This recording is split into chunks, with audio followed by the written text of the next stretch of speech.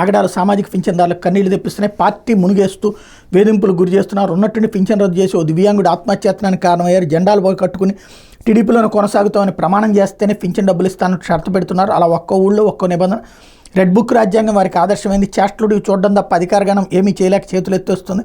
అందరూ సచివాలయం రద్దకి రండి అని ఒక ఊళ్ళో, ఇంటింటికి రావాలంటే సాధ్యం కాదు అందరూ ఒక చోటికి రండి అని ఇంకో ఊళ్ళో అవాతాతలను పరుగులు పెట్టించారు అంటూ వాలంటీర్ పోయే డోలీ వచ్చి అంటూ అనకాపల్లి జిల్లా కొరుప్రోలుకు చెందిన అప్పారావు పింఛన్ కోసం 3 కిలోమీటర్లు మోసుకెళ్లిన కుటుంబ సభ్యులు. అట్లాగే అన్నమయ్య జిల్లా కడకల మండలం ఎగుబుట్టావారిపల్లిలో ఇంటిపై టీడీపీ జెండా కడితేనే పింఛన్ ఇస్తామని బెదిరించడంతో కలెక్టరేట్కి వచ్చిన బాధితులు. అట్లాగే టీడీపీకి ఓట్లు వేయలేదని కక్షతో చిత్తూరు జిల్లా మీర్జేపల్లిలో పింఛన్ నిలిపేయడంతో బాధితులు ఆందోళన వ్యక్తం చేసినటువంటిది. మరోవైపు పింఛన్ నిలిపేయడంతో దివ్యాంగుడు ఆత్మహత్యాయత్నం. అనంతపురం జిల్లా కొర్లపల్లిలో టీడీపీ నేతలు పింఛన్ నిలిపేయడంతో పురుగుమందు తాగిన దివ్యాంగుడు వడ్డే శ్రీనివాసులు.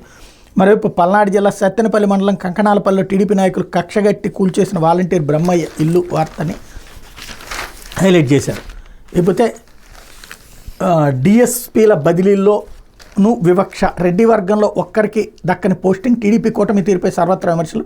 టీడీపీ కూటమి ప్రభుత్వం పోలీసు అధికారులపై కక్ష సాధింపు చర్యలను వికృత పోకడలకు బరితెగిస్తోంది. రెడ్ బుక్ రాజ్యాంగం పేట కక్ష సాధింపు చర్యలో భాగంగా కొన్ని సామాజిక వర్గాలను లక్ష్యంగా చేసుకుంది. రాష్ట్రంలో డిఎస్పీల బదిలీ ప్రక్రియ ఇందుకు తాజా ఉదాహరణ.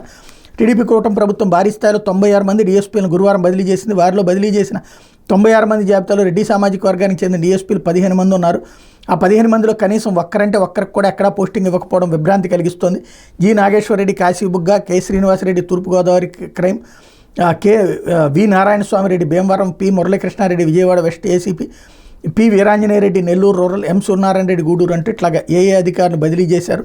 వాళ్ళకి ఎక్కడా పోస్టింగ్ ఇవ్వలేదు. అంటే రెడ్డి సామాజిక వర్గానికి చెందిన పోలీసు అధికారిని ఉద్దేశపూర్వకంగా వేధించాలన్నది టీడీపీ విధానంగా చేసుకుందన్నది స్పష్టమవుతుంది. ఇంకా Anantapuram rural DSP Sivareddy, Nellore town DSP Srinivasareddy, Chittoor DSP Rajagopal Reddy, Atmakur DSP Kotareddy ఉన్నారు. వారిని కూడా బదిలీ చేస్తుంటే ఇప్పటికే మౌఖికంగా చెప్పేశారని సమాచారం. అన్ని విభాగాల్లో కలిపి మొత్తం 300 మందికి పైగా డీఎస్పీలను బదిలీ చేయాలని ప్రభుత్వం నిర్ణయించింది. వారిలో మొదటి విడతలో 96 మందిని బదిలీ చేసింది.